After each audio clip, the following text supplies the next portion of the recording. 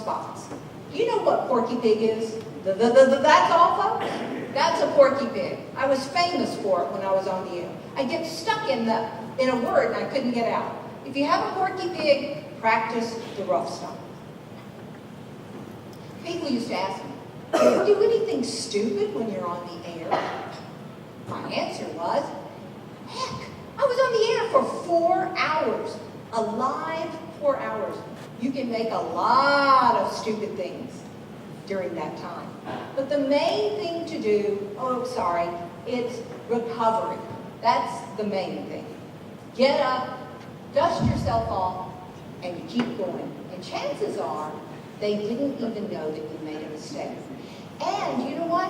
When you make a mistake in a live audience, say I was coming up here and I fell down, of course you all would laugh at me, and I'd dust myself off and I'd say, I meant to do that.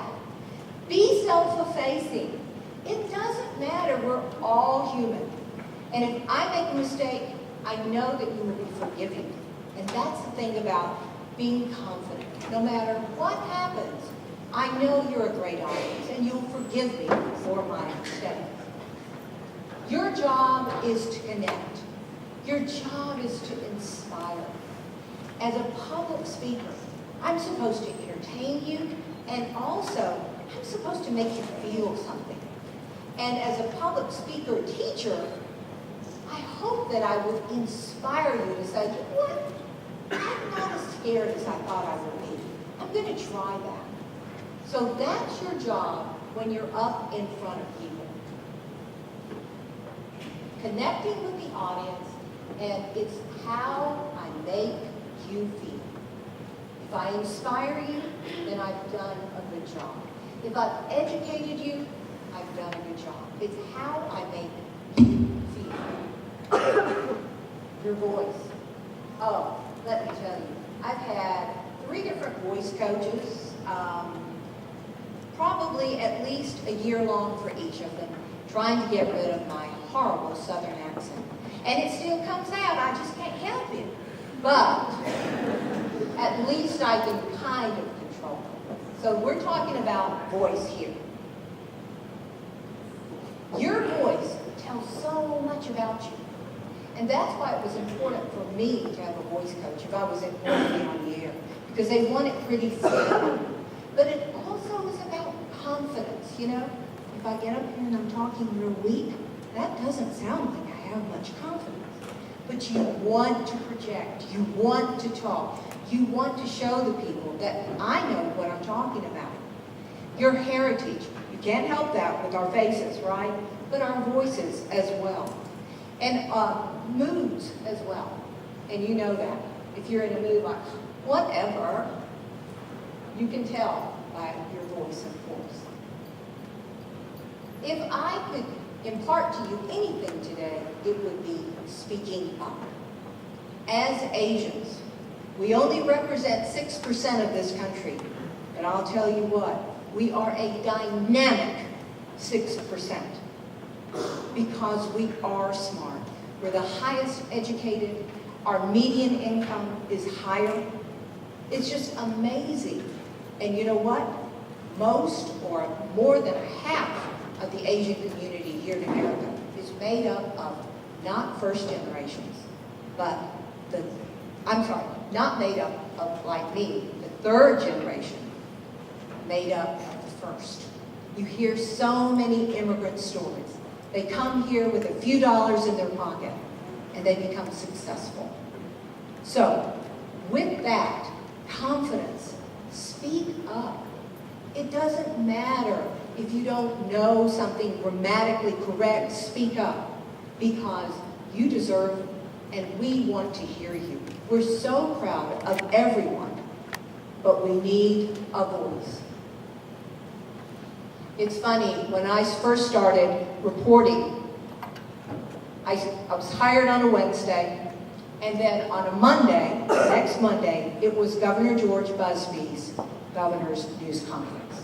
Oh my gosh, I was so young, 23? First job in broadcasting. But you know what? I went there with the knowledge that I was going to learn, and I was going to try to do my best. When I got there, the news reporters from radio have a little tiny little recorder, and we have a little strap. We walk in there to this big governor's news conference. But now Channel 2, 5, and 11, oh my gosh, they come in with big cameras, big lens, and then they have a microphone that's about this big and has fluffy things on the top of it. Well, my little microphone off my thing, it was about this big. And I worked for WQXI, and we call it the flag. The little flag on the microphone was about this big. So the 2, 5, and 11 guys get up there, and they get up to the governor's table, and they put their microphones there, big. So I walk up there, and I put my little one there, and it kept falling down. So a kind cameraman came and taped it up. Remember, I was in a man's world. Remember? I was the only woman at that news conference. So the governor comes out. He's just the most wonderful, warm guy. And he comes out and he talks, and he knows everybody, you know. He didn't know me, but he knew everybody else. And then he says, I'll open it up for questions. Well, right then and there, 2, 5, and 11 camera people, Mr. Governor, blah, blah, blah, blah, blah, blah, and they answer questions, right? And I'm sitting there like, but you know what? I was listening to him, and I thought, oh, that's the same question that was the same question that I was going to ask. All three of them had the same question. Remember the Asian brain? Anybody remember Asian brain? We're smart.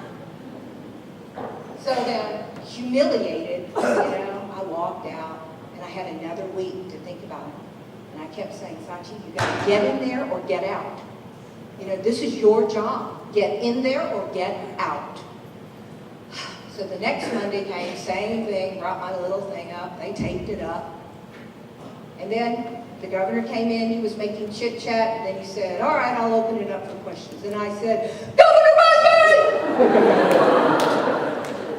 Oh, it was humiliating. I beat the 2, 5, and 11 guys. And this voice of mine from hell. Whoa! So anyway, then I kind of toned it down. Then I asked my question, right? Well, after that, I was so embarrassed again. So I was up there taking my little microphone off, and I was getting ready to leave and turn, and then I got this big slap on my shoulder. Way to go, Kodo! You showed them. Welcome to broadcasting. So, I had a heart attack doing that. Didn't do it gracefully, but yeah, I did it. And from then on, my voice was heard. I was not ignored, and I wasn't looked down as a little girl from, you know, radio. And please, you go out there and you be a good Kodo too, and get in there. Get in there and get your message out there, because your voices count. I'm going to check the time, because remember I told you, watch the time because it's rude. Thank you. Okay. Body language is how much? All right. So what about your voice? How much do you think that would be? Who said 40? Ah, you must be Asian. You're good at math. All right. Well, we're looking for voice. Vocal variety. Like when you can tell a story and it's really, you lower your voice and you get kind of creepy with it. Or you really speak high and you're fast. You want to have variety in there. Otherwise, you're going to have snoozers out in the audience, and you don't want snoozers in the audience. You have to enunciate. Make sure that you enunciate and that you pronounce the syllables that are supposed to be. Please don't drop it into the words. And don't talk about like this and then finish. Okay? That's exactly right. And I've heard people talk about it, and it's usually because of the lack of confidence. But remember, your voice counts. Your thoughts count.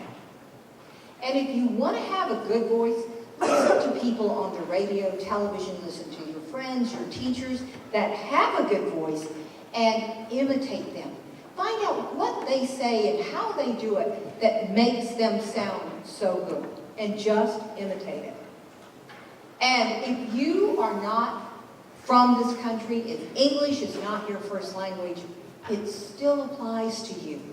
We all have accents. I told you, I had to get rid of my southern accent. So don't be shy about your accent. The main thing is communicating. It might not be pretty, but as long as the other person communicates, that's fine.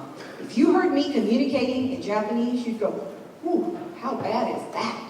But, man, I could take you around Japan. I can take you on a tour. I can tell you that it won't be pretty, but I can communicate. So, you know how they make fun of the English and the English? They do that in Japan as well. Make sure we watch our L's and R's. In Japan, they call it a salary man instead of a businessman. A man got mad at me because he kept saying he was a salary man. I couldn't even pronounce it the way he did. Turned out he is not from Sara Lee. He is a salary man. And we don't want to be a Murpharef. How many Murpharefs do we have in the room? Whoa, I don't know. I don't see that many hands. Murpharefs are the ones that kind of mumble. You know, you talk around and you mumble and you don't really enunciate. People they go, what? What did you say? Would you say that again? If people say that to you, then you know that you're not speaking clearly. So, let's not be a Murpharef, okay, everybody? Let's not be a... Thank you. And we are not elephants. Thank you. Two things. Speak up and also slow down. And if English is not your first language, slow down. Because people can listen to you and probably understand you if you'll slow down a bit. And clip your words. If you're a non-English speaker, clip your words. How are you? Instead of how we say, how are ya? How are ya? You know, people can't understand that. So clip your words. Okay, you're the audience, right? So you should know that, right? So, the audience attention span. How many?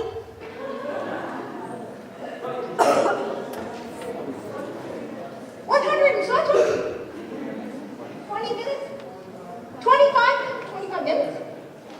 I'm like an auctioneer. La la la la. Okay, look at it. The attention span regularly is how long? And then the maximum attention span that I can get you. Aw, you're just like my little puppy Sweetie. Sweetie will pay attention to me for about 5 to 20 seconds. And if I have a treat, Sweetie will pay attention to me for 30 seconds. See, you're nice little puppies. I knew I liked you. Guess what? We're in the middle of my speech. That means you are probably asleep because I know statistically that you only listen to the beginning and you only listen to the end. Isn't that sad? But as public speakers, if we know that, then I'm not going to be hurt because I know that's just what people do. And how much are you going to take out of here? Only 10% now. All of my slides here, you're only going to take home 10%. That's sad. But hearing, we're up to for about 20. You'll remember a little more, maybe my anecdotes. You'll remember we're not elephants yet. What you see, remember the 60% of the body language? But look at it. If you combine what you see and hear, then I have a 50% chance that you're going to take half of the stuff that I'm telling you today with you today. Just 50%. But you're puppies. If you can, please build vocabulary, especially if you're a non-native English speaker. If you can try it once a week, you know, hang it up on your mirror and practice that word. That's what I did in Japan. It didn't get me that far because I didn't really do it diligently, but I've seen people and it works. One word a week. Now I'm going to tell you everything I know about you. Okay, I've been speaking almost for an hour and something, okay? And I know that 20% of you are really friendly, and they're probably over in that group over there, okay? And you're actively listening. It's not like you just have your eyes open. I mean, you're really listening to me, okay? Now, the 40% over here, no, you know what? You're thinking about last weekend. And you're thinking about, oh my gosh, wasn't that great because I got the greatest gift for somebody. That's 40% over here. Okay? See, I got you down. We got the 20% here. What day is today? And you're already thinking about what? Friday, the weekend. See? All of you giggling over there. I know you. Now, you great Asian mathematicians, does that add up to 100%? Oh, you all are so smart and so good at math. I'm so glad to work with you.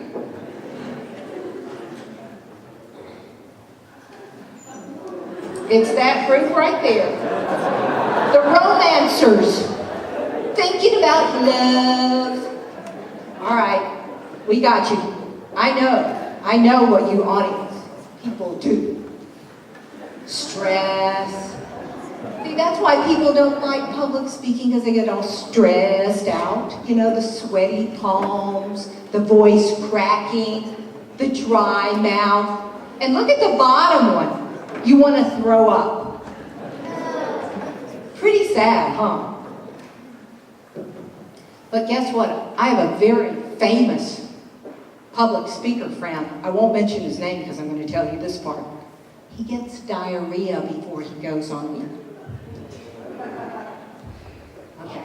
So, we all know about the symptoms of stress, right? Butterflies. Butterfly stress is good. How many of you are in sports or have done sports? Yeah, most everybody. Did your coaches tell you when you got the little butterflies that that was a good stress? Yeah. It is good because your body is preparing for the fight, for that match. It's gearing up, so that's good. You don't want a body that's kind of like half asleep going into a tennis match. No. So good stress. Same thing with public speaking. You're going to get those butterflies. You can't help it. But what we do is we learn breathing. How many of you mommies took Lamaze? Any of you? Yeah. It's the same concept. That breathing controls pain, breathing controls stress. And it really works.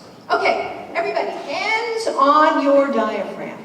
Do you see where the diaphragm is? It's below your rib cage. And what we're going to do, we're going to breathe in and hold it for a few seconds, and then we're going to exhale. We're going to let the air out. And when we let the air out, it comes all the way up through the back of your throat, through your nose, and out. Now, when we inhale, I don't want one of these, no, thank you. No, thank you. I want one that the next person to you doesn't even realize you're taking a breath. So your mouth is a little bit open. If you're taking your breath now, take a deep breath, and you're holding it here. Who did that? Hey! Who did that? Huh? We are not having any huffs anymore.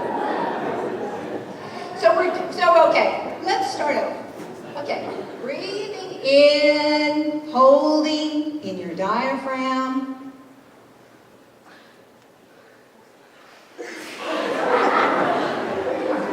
We're going to have to work on the diaphragm. Because what you want to do is then exhale. So it comes up, goes to the back of your mouth, and out. How many of you drive and cuss at the same time? Road rage. Great time to practice. Breathing. When that car just cut you off, take that deep breath, hold it, hold it. By the time you release it, he's going to be gone.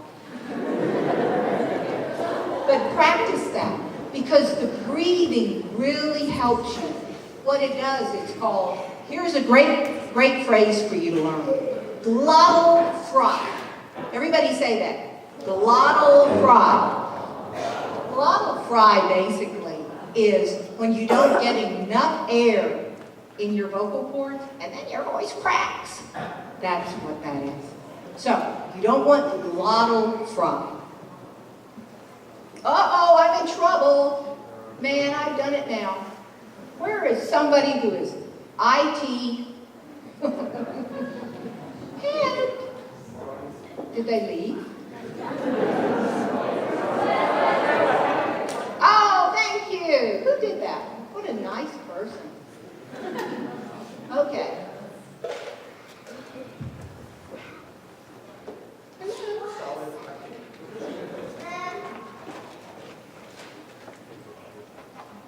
We're going the wrong way. Sorry. Can we take it up, please? Up.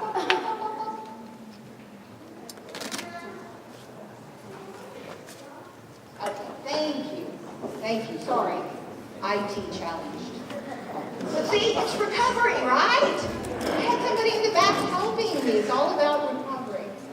So, your stress busters. You should be pretty prepared because you know how to write a script, right? The who, what, when, where, why. You know about who you're speaking to, your audience, right? Okay? We know that we're not elephants. We don't sway when we get up here. We know how to breathe to cut down on stress. We know about our voice and what our voice is telling people about us, our heritage, our education level, our body language, how we're standing. Remember, we've got that penny. Everybody put their penny again in their shoulder blades. We're confident, we're proud, and we should be. Okay? Because why? Because we're Asians, right? We think with our brains. And I want to have a little disclosure here, because usually my husband comes with me, and I embarrass him so much he doesn't come. But he is 6'3". He's kind of blondie and blue-eyed. Yeah, he's the white male. And it's funny because I'm always white male bashing. But he understands. So I'm not just bashing. What I'm trying to do is to tell you that you have so much to be proud of. So have the confidence, because you are so smart. You can do this. It's not rocket science. I didn't go to Harvard. I don't know how to do that kind of stuff. I'm not good in that.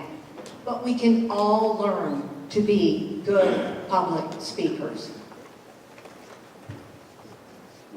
And on the legacy part and the leadership part, with you parents here, you brought your kids here. Maybe you dragged them here, but you brought them here.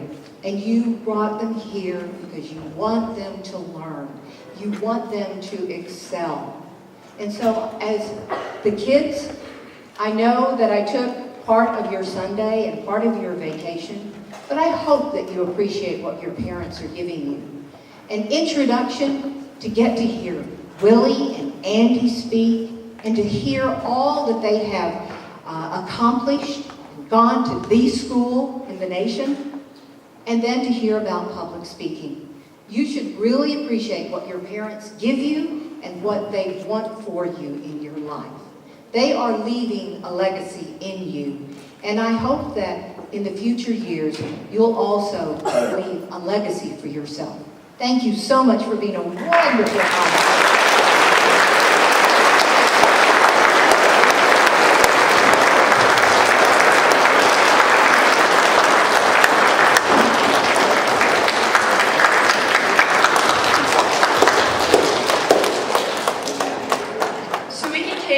Around 2 questions for any parents or students that want to ask Ms. Cotto anything.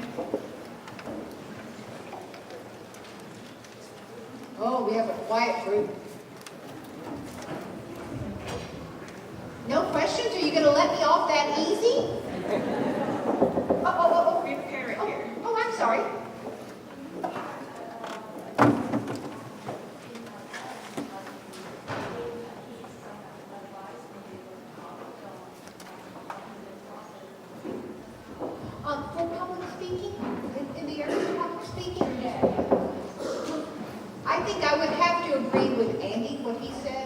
to take the opportunities. And it starts in high school. You saw my little fat picture of me in the drill team. But you know what? It started there with such a young age of being in a leadership position. And everything that you learn, it's a foundation, and then you put more and more on. And it's funny, the brain just accepts this and it remembers. And the brain will say, you know what? You did that. You can do this. And then you keep stepping up. And another thing, you force yourself to do these things. It's not easy. You know, you've got the wobbly knees and the cracking voice. But go ahead and step up and try. And I think that was also what you were talking about, Andy. Failure, you know. But what did I say about failure? I said it's about recovery. And that's what you want. Even if you fail, you know, it would be a sad person that would ever point at your failures. But it would be a smart person that would help you and pick you up so that you can start again. So failure is not an issue. And speaking up, taking the opportunity. But thank you, Mom, for being here, because I know you have a kid here, right? Yeah, you're a good mom. Do we have any more questions? Oh, no, not a Harvard question. I'm interested in your personal story. Obviously, there was a huge change, I think. You were, ostracized in elementary school.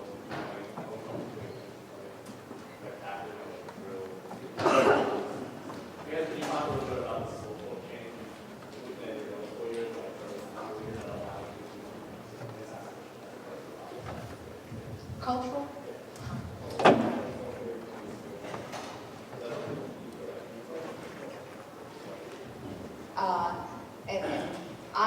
Thank you very much for the question. He's talking about the changes in me. I am a very spiritual person. I've been very close to God and the church ever since I was little. And I just remember praying through all of those difficult times. I remember going to school and nobody wanted to sit near me because I had Jack cooties. Does anybody know what a cootie is? They're like little bug things. So, things like that. But somewhere along the line, because of my father, shepherding me around and letting me know that I was not alone in my sadness and in my disappointments in people, he was such a big, big role model for me. And of course, the spirituality that I had, that I knew that there was a supreme power that was going to watch over me, and I was going to hurdle that. But all of that, really, they were just little confidence builders. And the drill team thing, real quickly, it's by Mr. Jackson, Charles Jackson. He was our principal. I didn't want to be captain. We had to write essays. Why I want to be captain? Well, I wrote why I want to be co-captain. And then the teachers all read the essays and they watch your routines and things like that. So I was like, I don't have to be captain. I never wanted that leadership position. I never wanted to have to speak in front of 60 girls. But then he called me in. Yes, I was called into the principal's office. And he said, Sachi, I'm not letting you off the hook. We think you can do this.